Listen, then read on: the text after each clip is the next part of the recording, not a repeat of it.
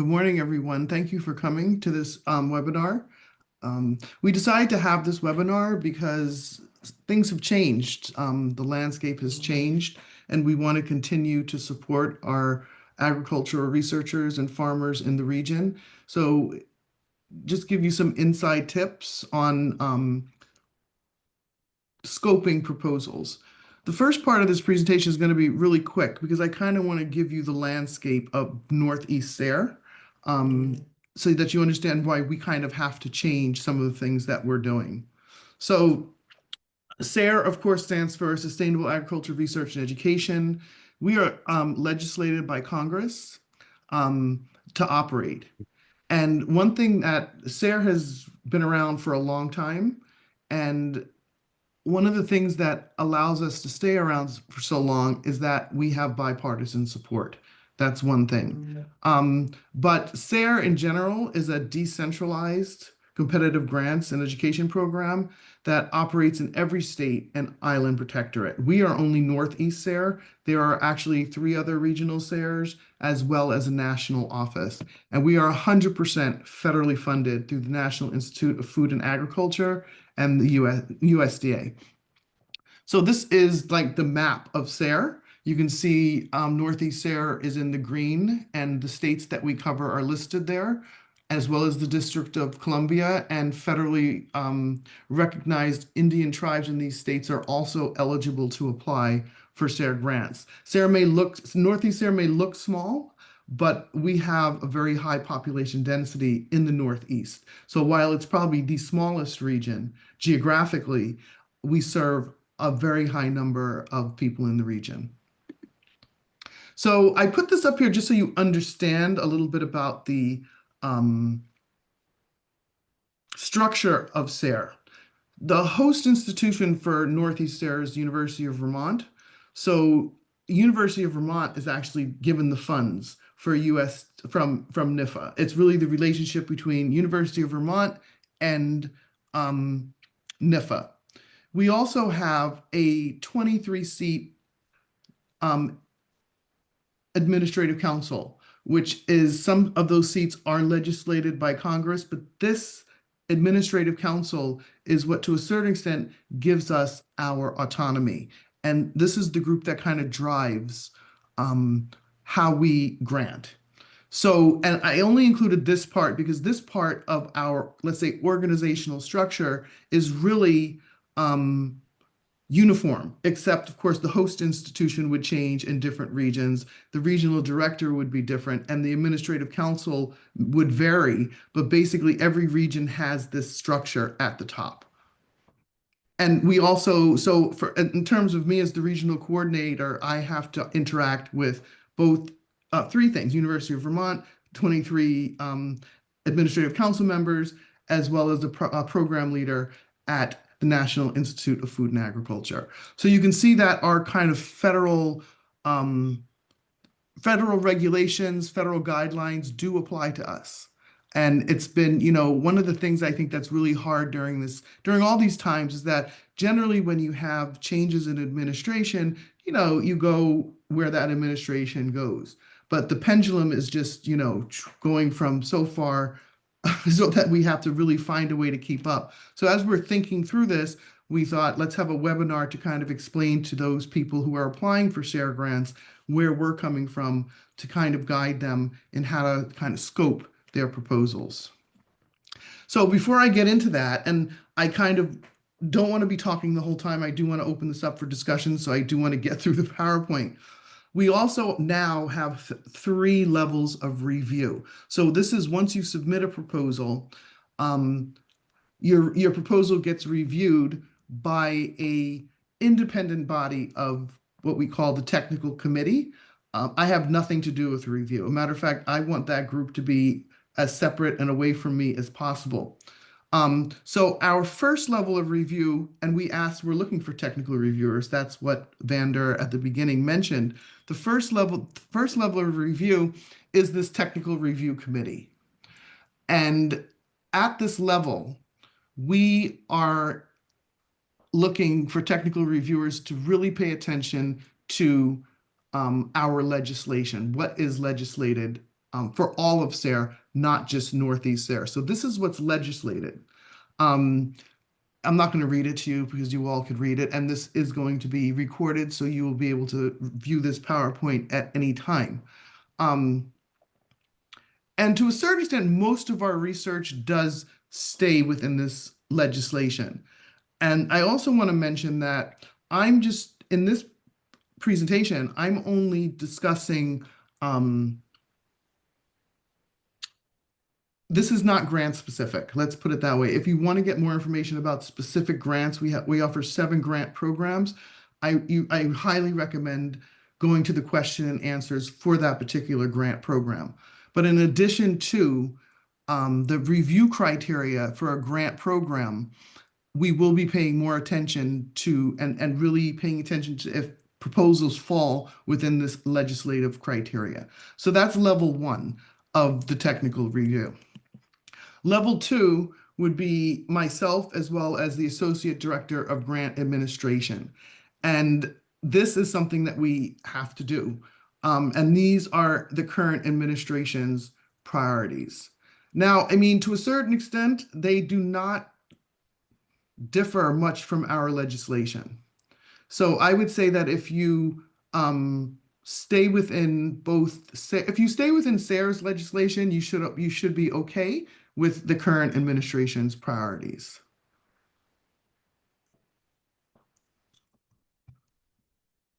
Now, level 3, and this is not what's there. This is again from our legislation, and it says more about our administrative council will be, and they already have this role, an oversight role.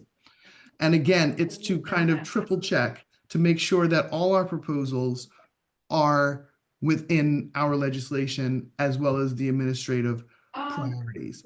And the reason we have to do that is because, to a certain extent, as the director of Northeast SARE, my job is to make sure we get funding, and that funding comes to the university. And to a certain extent, what I do in the Northeast affects the other regions as well. So, and this is the administrative council. If you are a part of that 23 seat administrative council, it's kind of in their duty to actually have this oversight role of the proposals. So it's very important that you pay attention to that legislation as well as the administrative priorities in our CFPs, RFPs. That legislation is provided for you. So again, and I think this is the part that will generate a lot of discussion. What should be the focus? So we're kind of focusing on 3 overall holistic principles. The first one being farmer impact. And what does that mean? And I think this kind of came out of, when there was a lot that happened with government funding, federal funding. So we had a lot of time to sit down and think about the direction of SARE. And I think from a national level, this idea of farmer impact. How does the research that Northeast SARE or SARE in general fund, how does that impact farmers? What is the direct impact on farmers? So, projects having a significant impact, impression on farmers and farming communities, and these can be economic, social, environmental, and I provide some examples there. And I think the most important thing for impact is this idea of replicability. So if you as a farmer are conducting research, how can other farmers use that research? How can they apply what you have done to their farm or their practice, or it could be a behavioral practice? And again, that all depends on the particular grant that you're applying for. So these are just some examples. The examples are not exhaustive, and I'm going to have other examples also. They're not exhaustive, but they're really meant to be a point for which you can start thinking about it. And we are going to get into that, that social and environmental piece. We have to be very cautious with that. And I'll get into that in a little while. So these are, when you're thinking about farmer impact, and we get, to a certain extent, a lot of our proposals are like this. We're talking about supporting livelihoods through food, habitat, and jobs. I think that is that concept of jobs in the economy, creating jobs, creating entrepreneurs. I think that is that fits within both the legislation as well as the administrative priorities. Providing raw materials for food and other products, and building strong economies through trade. Because we are regional in terms of trade, I would really try and focus on regional and local trade, and that goes into food systems. And again, this is all the kind of stuff that SARE normally funds. And if anything, we'll try and make this PowerPoint available to you as well, so you can review it in the future when you're drafting your proposals. So again, farmer impact can be in production, in forestry and fishing activities, textile mills and products, apparel and food and beverage sales, sales and service and manufacturing. Farming, our agriculture has such a broad reach, but I think that really discussing the how your research can impact farmers, how many farmers, will be an important, reviewers will be looking at that. That is becoming a part of our review criteria. And we are improving our website. So when you're writing your proposals, you will be able to actually in the CFP itself, as well as we're posting our rubric. So it's very clear what we're going to be evaluating proposals, what it's going to be based on. But I also have to say, and I have to be very transparent, is I do anticipate very high numbers of proposals coming in to Northeast SARE.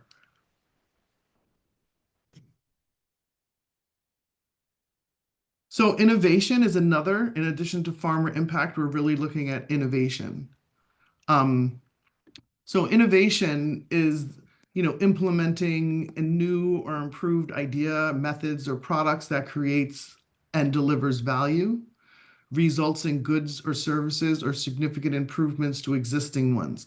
So innovation, it doesn't necessarily mean that you have to come up with something totally new, but it may be new to the place that you're introducing it. I think that is the most important thing. But there's also another part of innovation. It's not only like coming up with a product.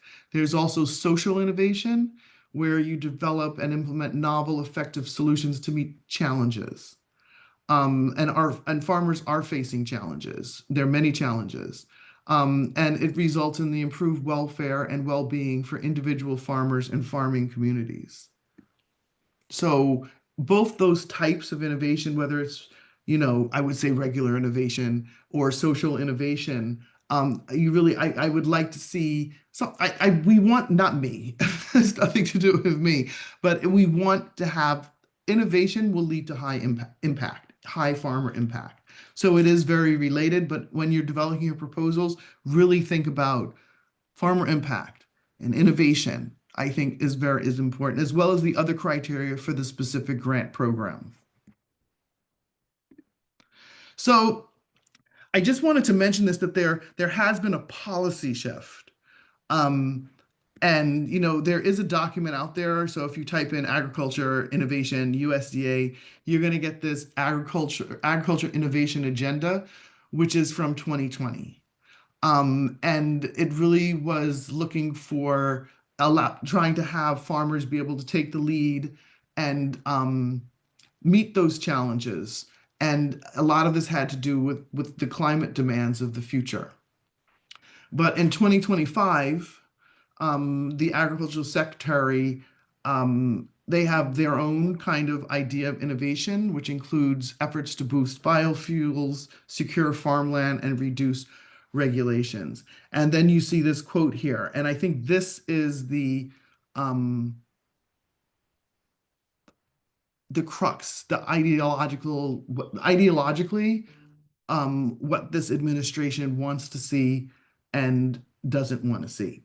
And as I said, over, I think the past few years, we at Northeast SARE have really reached out to try and reach those communities that have not been reached before.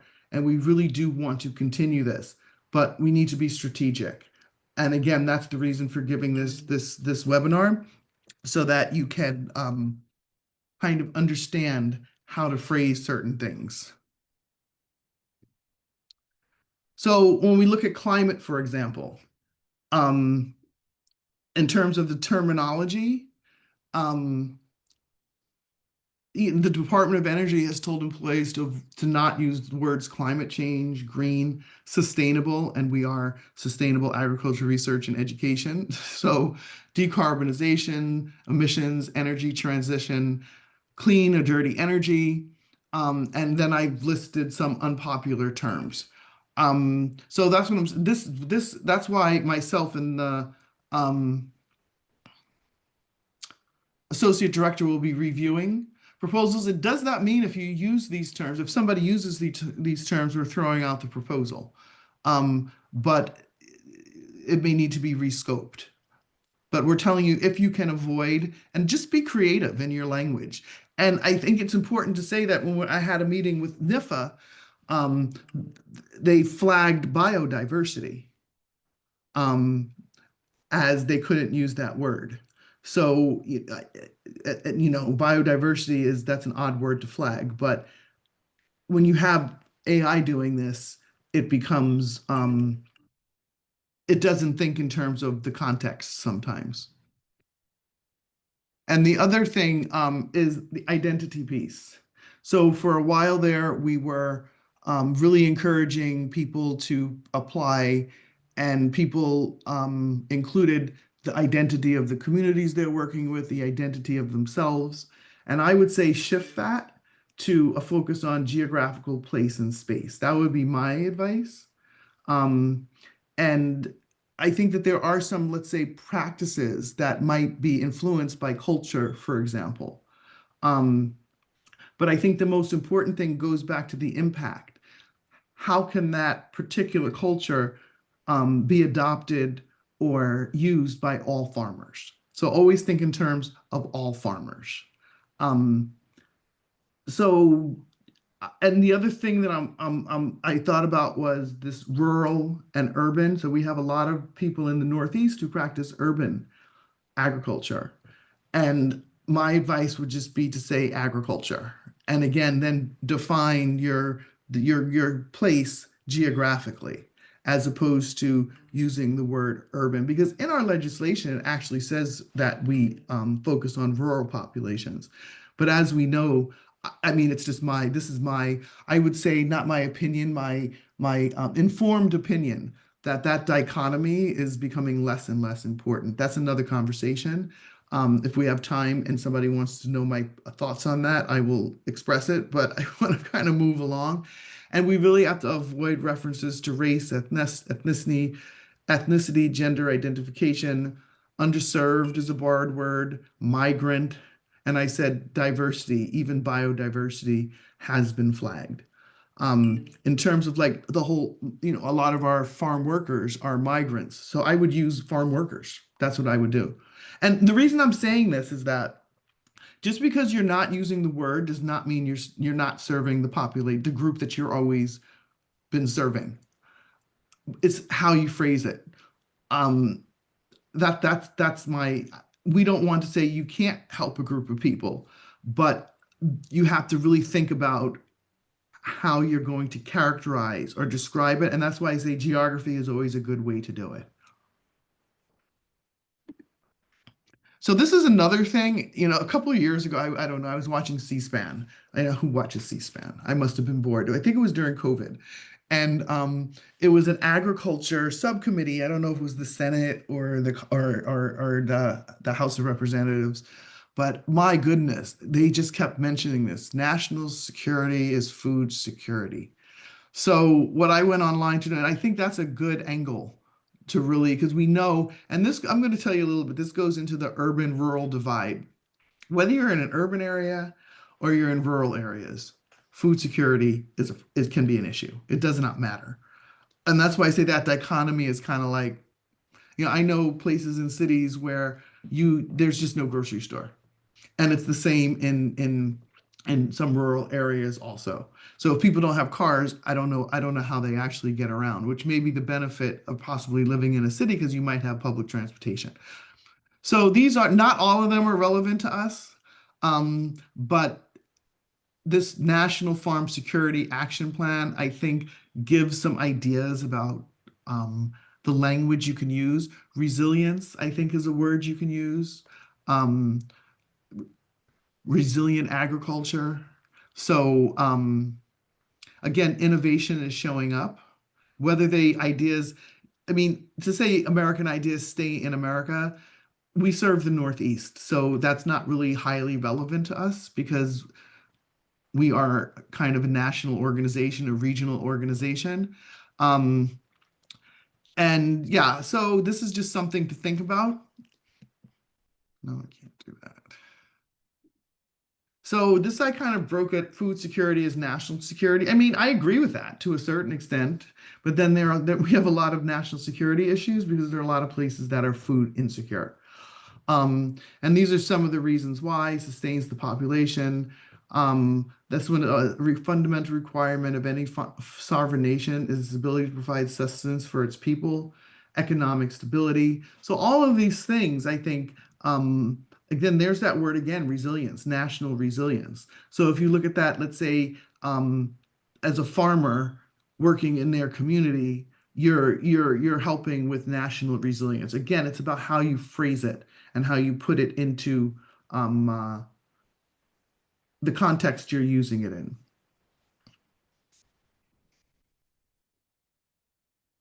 And I always like to go back to this. I think this is like, for me, a pillar, this idea of food availability, access, and utilization, which leads to food security. And I would say that in terms of Northeast SARE, and I could be wrong, and I think there are some grant admins who are online who really work closely with see all the applications. Um, a lot of our research really has focused on that availability production piece. Um, Availability, resilient, and productive farm systems. So improving soil health through composting, crop rotation, integrated pest management, cover crops, optimizing water use through efficient irrigation. And I had to stick because I was like, wow, I'm only thinking about farms in terms of like grass and vet and growing things. But we also fund, of course, um, um, people who have livestock. And I put resilient aquaponic farming techniques because we have had an increase in the number of kind of oyster farmers, especially in Maine. So again, this is our kind of bread and butter. But what we haven't, I don't know, again, I don't know, but when we're looking at technology such as AI, precision farming, computer vision, and robotics to optimize resource use, predict weather and crop health, and automate tasks. Again, these are just ideas. These are just things that I thought about. It's not an exhaustive list, but it's meant for you to kind of think about how you can use some of this terminology in drafting your proposals. And I really like this image because it kind of fits with my idea that we're going into a time when I think we're going to see production happening all over the place. And we want to support our farmers, whether they're rural or not rural. Let's put it that way. So this is another part, access, which is the ag socioeconomy markets and food systems. Um, and really think of agriculture as a source of employment and entrepreneurship. You know, I've actually thought this, that what kind of jobs can be created if agriculture is robust. It's not just growing. Um, Food has to be delivered. Food, they're just, how do you advertise? How do you sell food? Um, so localized, adaptable, and secure food systems through strong regional markets. And, before regional markets is the local market. Logistics, production, and distribution. How do you get things from point A to point B? I've sat there, I have weird thoughts, but when you order a package through Amazon, let's say, the logistics of that, where that package comes from and how it gets to you is really interesting. I've never really sat around and thought about how it's done, but there is a method to that. And just think of the jobs that could be created or the entrepreneurs that might want to take on that task. Um, Improving farm management strategies, contributions to food policy.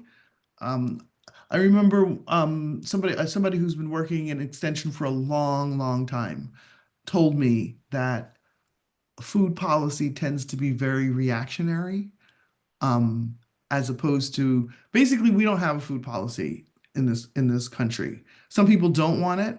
They want it to be more like localized, but something to think about.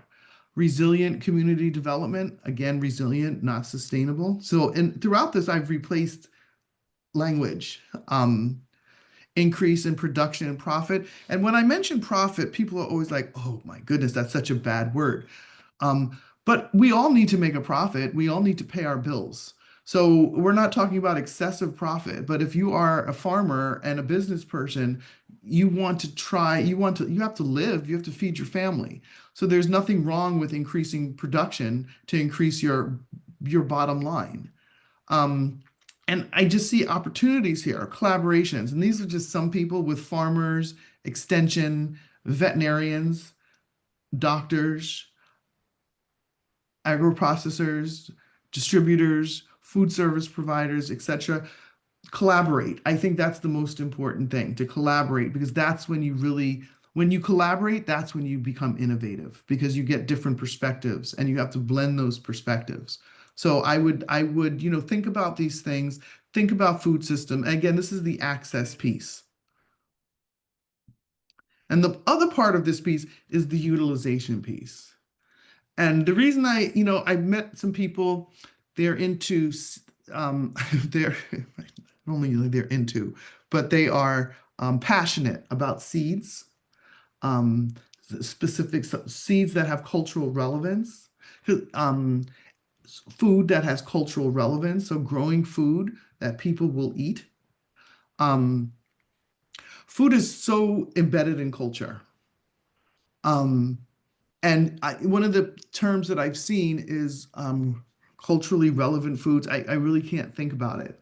Um, because in reality, if you grow something, especially if you're selling a lot of your products to, let's say, a local market, and you're growing things that people don't eat, nobody's going to buy it. And what happens then? It ends up in as food waste.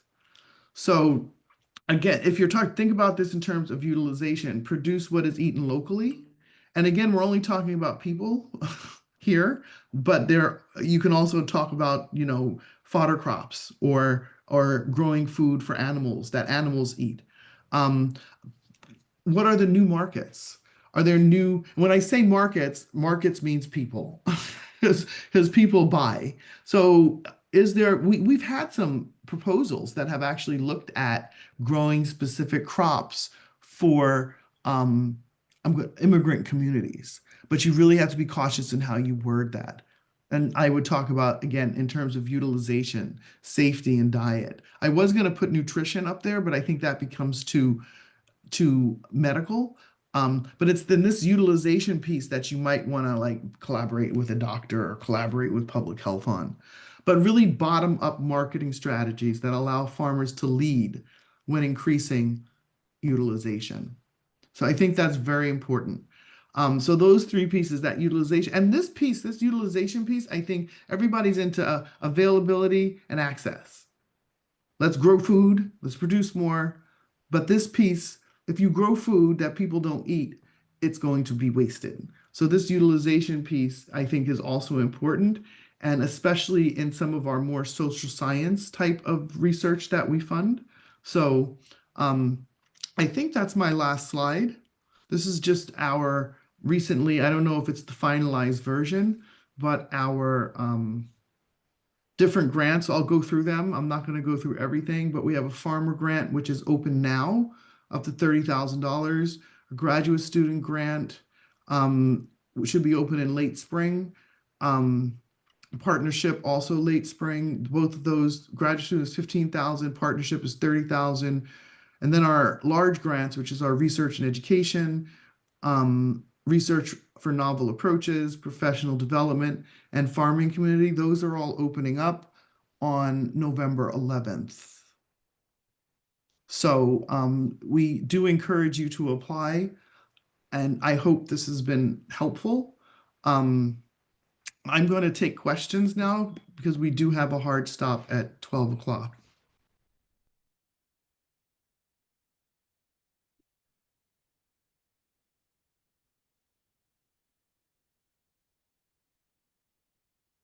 I'm, So yeah. Oh yeah, yeah. Go ahead, please. oh, I was going to make a quick correction because I made that slide that Teresa showed at the end, and there's a quick correction that February 2nd and February 23rd are the due dates for 2 of those grants. Well, we didn't talk about due dates. We talked about starting dates. And as I said, it is that's a draft. So go ahead, Mr. Sharma. Yeah, yeah. Thank you for the very very informative and insightful session. Yeah, because considering myself to be a first timer, just started my faculty position, so it is really much more useful Why than don't you people. introduce yourself and tell us where you're calling in from Oh, first? okay, yeah. Thank you. So myself, Ramandeep Sharma. I'm from Rutgers University, and based out in the South Jersey Salem County Extension Office. So yeah, my appointment is an hybrid. Like I'm a county agent, three plus a faculty. I can do my applied research. Directly related with the with the growers. So yeah, so I was thinking to submit a grant on like one of those two. You mentioned like to research like big programs.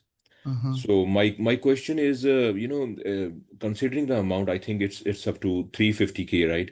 So is it common, or will I have an opportunity to have like attach a graduate student on it, like a master's, like 2 year, if I submit that way, supporting a graduate student on it, so is it be a I generally I think, and if any of the which is a good reason for the grant administrators to be here because they can weigh in, yes, especially for like the research and education and novel approaches, because those grant programs tend to be more university extension based. yeah, Um, so if I could just say like our farmer grant basically is farmer led, but they should also be working with um, technical kind of like advisor, yeah. a technical advisor from extension or someplace else. But generally in our large grants, and if I'm wrong, please correct me. Yes, you could attach Okay. a student to help you. Yeah, I would actually also encourage them to apply for a graduate student grant as well as one of your students. Yeah, no, basically myself is actually, forcing a student like in coming in future if I get that grant, So Hmm. yeah, whenever I will have my student on board, definitely I'll motivate him or her to go for the graduate student. But currently I'm Definitely. working with currently I'm working with the grower to, motivating some of the growers to move forward so that I can serve as a technical advisor, you know. And what This, I would do is I would reach out to some of the grant administrators so they can give you specific information on their Mhm. grants and attend the Q&A sessions, definitely. So look Okay, out so for yeah, those. okay, so I'll be able to see those contact information on the Northeast SARE page, right? The Um, administrator. where's Vander? Vander could probably answer that question for you better. Yep. There Yep. they They're are. Go available on the ahead. grant specific pages that's a Okay, contact the administrator and they'll be all over the calls and everything. And yeah, I can see Rachel's got a hand up. We've also got questions in the chat. So folks, mhm. please just use the hand raising mechanism and we'll work through it that way.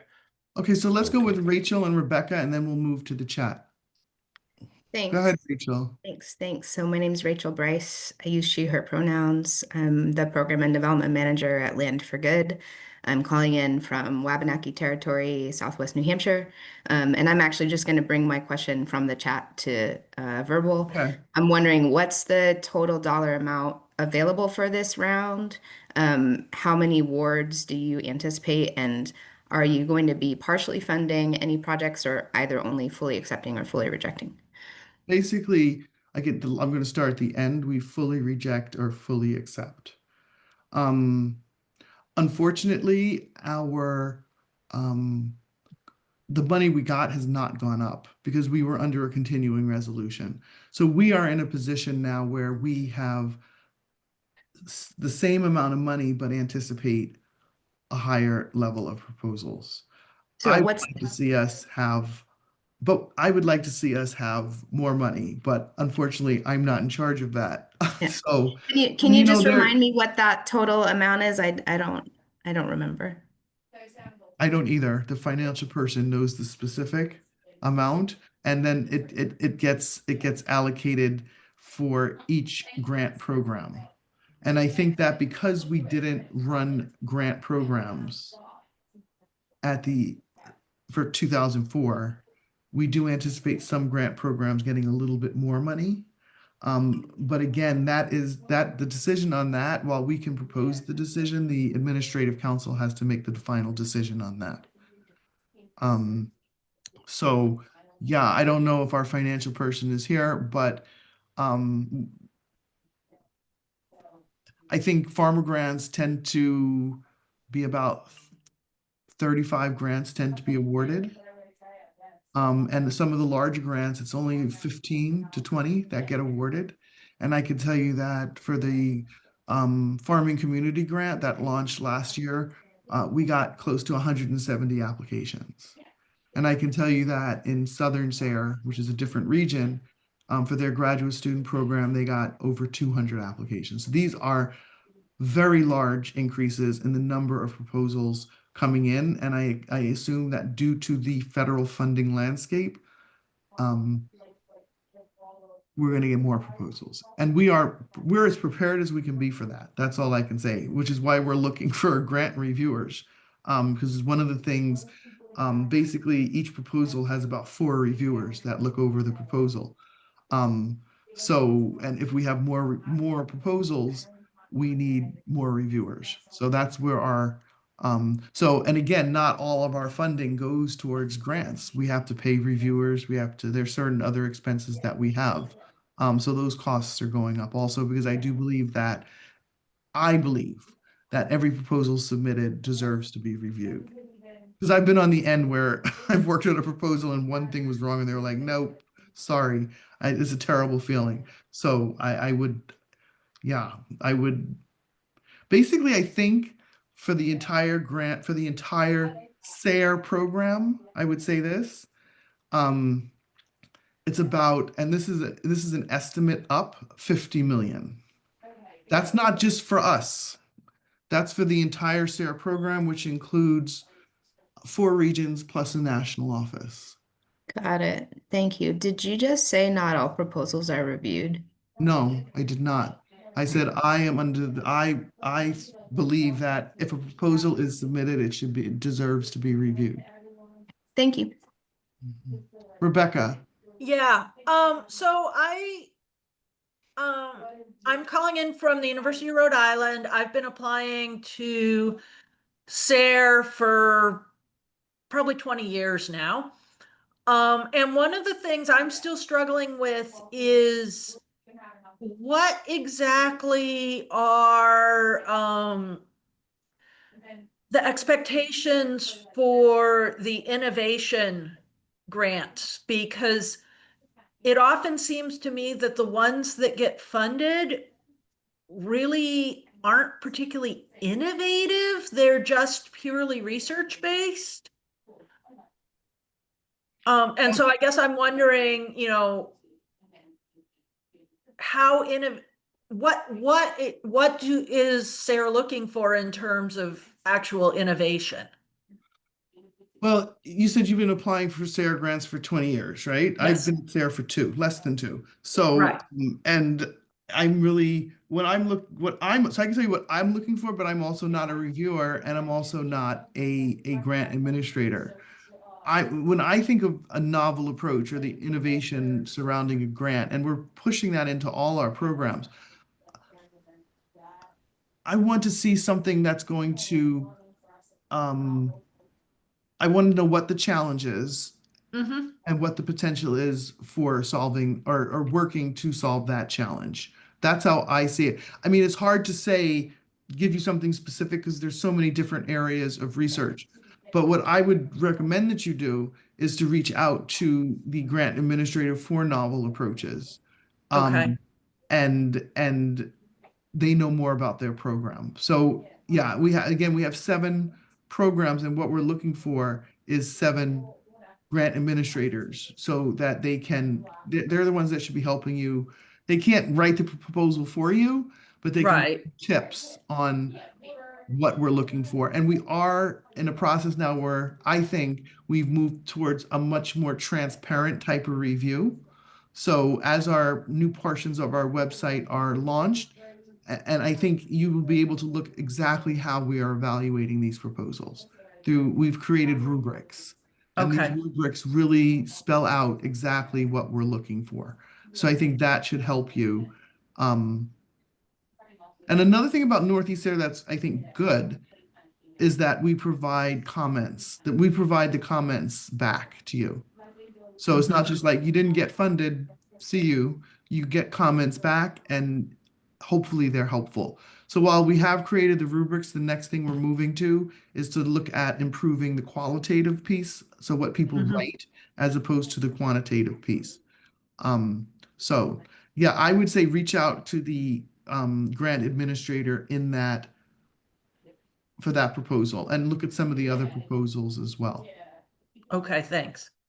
So I see Eru has his hand up, but let's go to the chat real quick. Maybe I should just open the chat. Okay. Where do the questions? So I never pay attention to the chat when I'm doing a webinar. I can read them off for you. Thank you. So yeah, our top was Rachel on as next generation of agriculturists defined. How is that defined? And, Um, and do they further define efforts to secure farmland? Read that again. It's 2 questions. So the Yeah, next, it's next gen. Yeah, you can see it. so the next generation of farmers is, the farmers, they're an aging population. So basically we need not everybody, I don't know many people who say, yeah, I want to be a farmer. There are more people. What I'm seeing is there is a renewed interest in agriculture in general. And there is a certain excitement around it.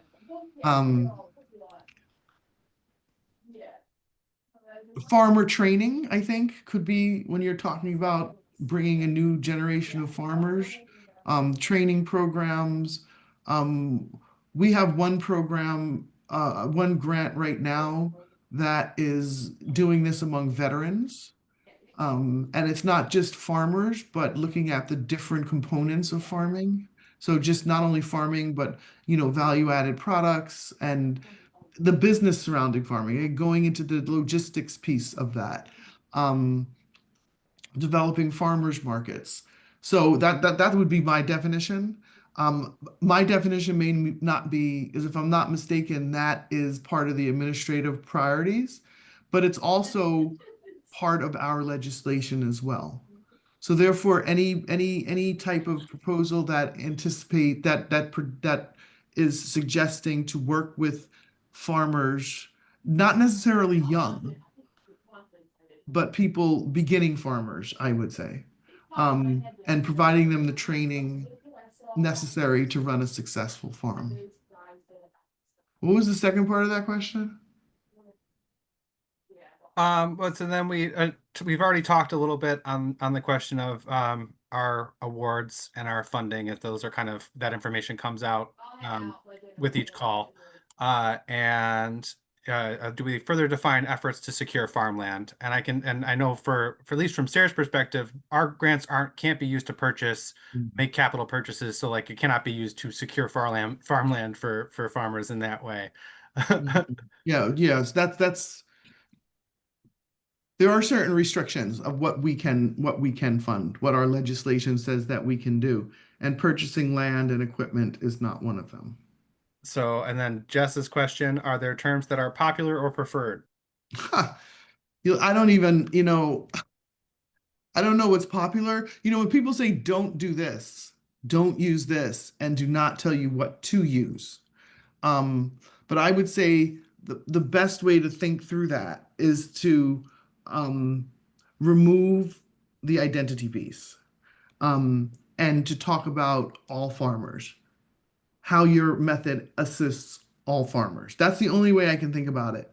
As I said, diversity, no, don't use that. That's one word that, and there are lists everywhere about words you can use and words you can't use.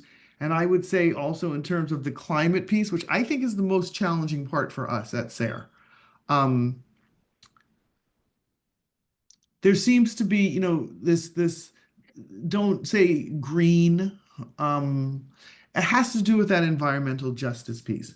So I think that if you look at it in terms of if you're looking at the environment or climate, look at it as things that could be done on farm to help farmers mitigate um, climate challenges.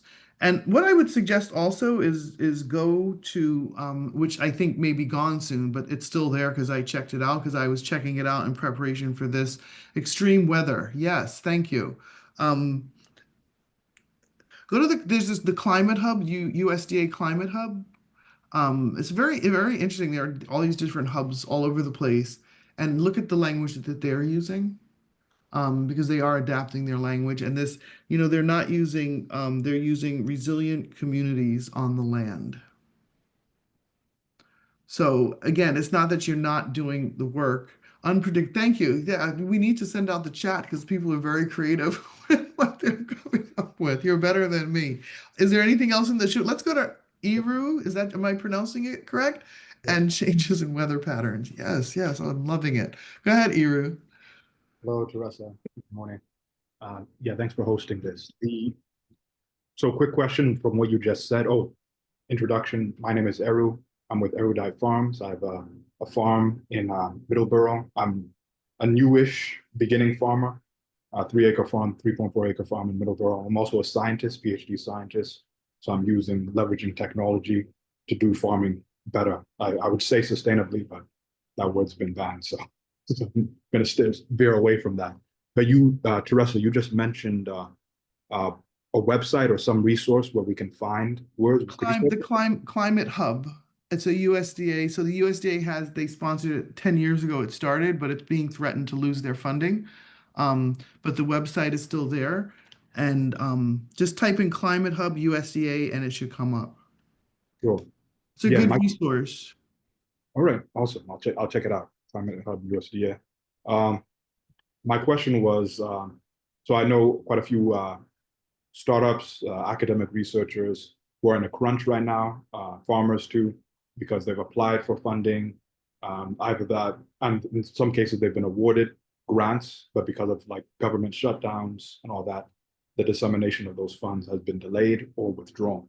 So could you speak more to that? Like what can we expect as applicants and or awardees? I mean, you have to understand that Northeast SARE waited 8 months to get its funding. So for 8 months, we were wondering if we were going to get funded. It's not good right now in terms of, and with the government shutdown, we are still operating as normal. But that could be on the horizon if the government continues to stay shut down. I can't go from one crisis to the next. The advice that I've heard, you're in Vermont. You're in Vermont? I mean, my farm is in Massachusetts. Oh, in Massachusetts. Okay. Yes. Yeah. Awesome. I would definitely look to, in addition to Northeast SARE and any federal funding that's out there, look to more private funds, look to, funds that aren't through the federal government. That's what a lot of people are doing. And I would say also I'd have to think about it because I would want to provide you accurate information, especially since there are a lot of people here. I don't want to just give out information that's not true. Why don't you reach out to me? And because the federal funding landscape is really not good now. You said you have grants and you haven't gotten the funding, or No, I'm saying I've had several associates, farmers, tech startup people, academic researchers I've been in a bind. And for me, I've also been on the receiving end of that, being years ago when the first government shutdown back in 2020, hired by a tech company. They hired me with grant funding. The government shut down, so they delayed my onboarding process. So I just want to know, more Yeah, I about- think that in terms of the government shutdown, I think that's temporary. I cannot predict, nobody can predict the funding situation right now. As I said, SARE waited, which is why we could not release anything. That's what we were told, and we waited. Our RFA for our funding was delayed for months. Um, it's I just I I can't answer what the federal government is going to do because I'm not working in the federal government. That's the thing. So Um, it does and it will affect you. You're just not sure how. That's what it is. Well, we have our funding now. We're good, and we are slated to get funding for 2026.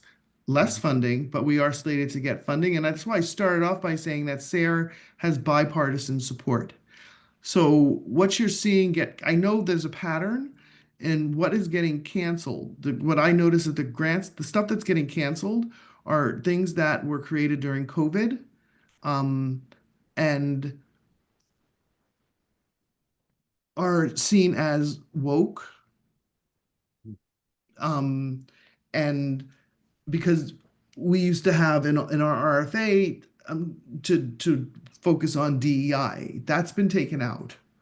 And there are about 3 or 4 executive orders that NIFA has sent to the regional coordinators.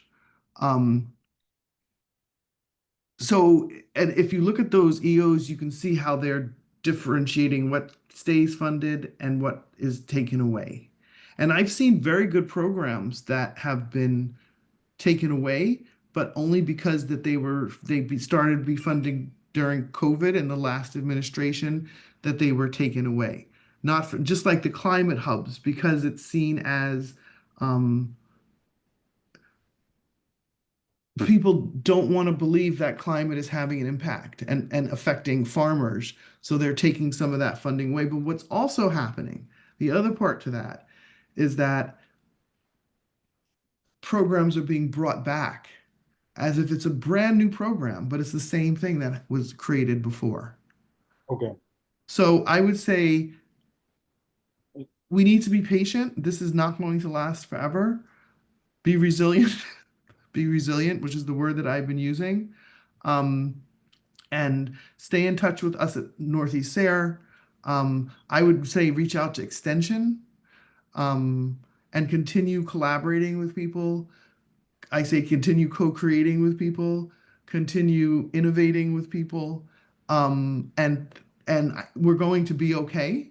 But we really do have to rethink and use this time to really rethink so that when we get to the other side, we are prepared and ready to go. But it is a rough time right now, not just for people in agriculture, but people in other areas as well. That's the only, I mean, when I meet with the frustration of NIFA, the NIFA people was just not knowing during that 8-month period, we couldn't even talk to NIFA people. So we were going on no guidance. And they weren't being informed. So we have to be patient. It's not the end of the world. Sarah's here. We're still alive. We want to fund people, but we do have certain criteria. When I'm given an EO and told to read it, and I'm reading it, and how do you work through this? And if you have any questions, do reach out to the grant administrators, and they can maybe help you with some of the language. And if not, reach out to me and I can help you with some language. That's what I would say. All right. Thanks. Should we go back to the chat because I see we have 6 minutes left?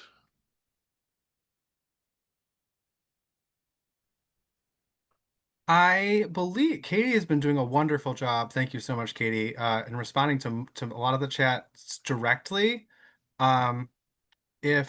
And there are a lot of great conversations happening. If you've got a question that hasn't been answered, if you want to throw up your hand, just so we make sure that we're getting everybody, that would definitely help. But I believe we're pretty well caught up.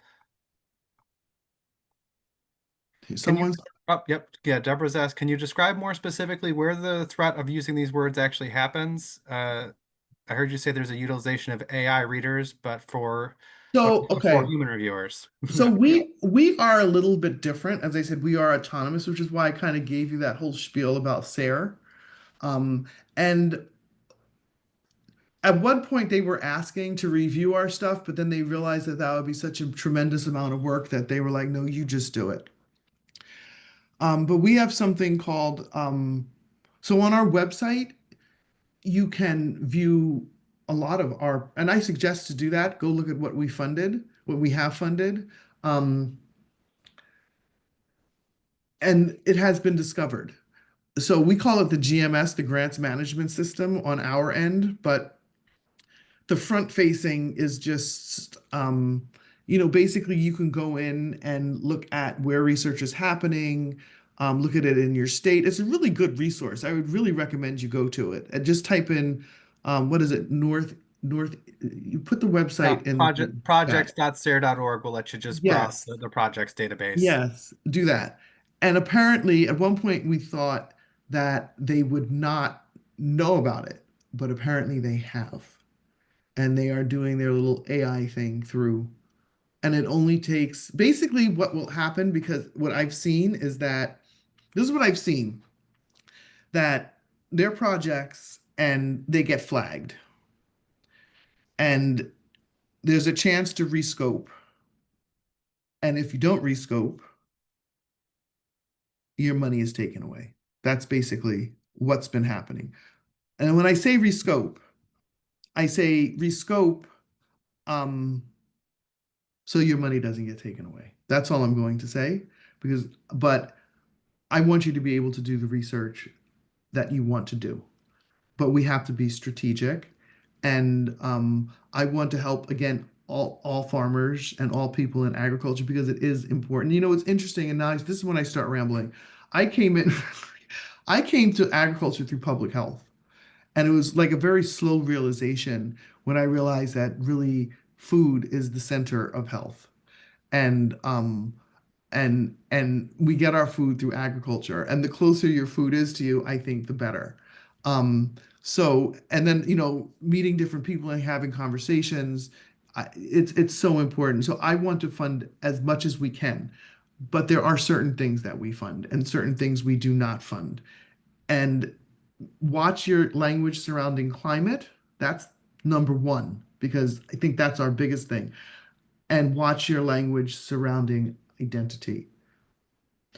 And what I would like to say is that we center yourself around, I'm going to use the word sustainable agriculture. That's our common theme. But I would use resilient more than more than sustainable, because that's one of those words they don't like.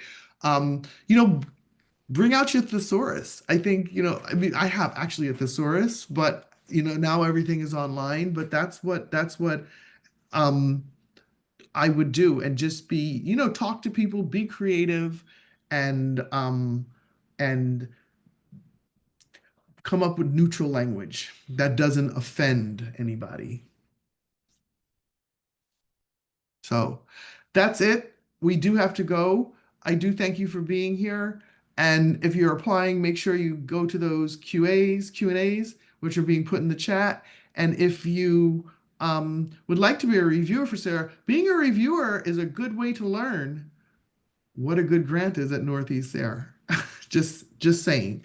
So yeah, and every now and then look out for our openings on the AC as well. Although as an AC member, you can't write grants. So, and you're there for 6 years, so you wouldn't be able to get a SARE grant. But all these things are good ways to know the inner workings of Northeast SARE. So thank you very much. Enjoy the rest of your day. And any questions, please reach out to us.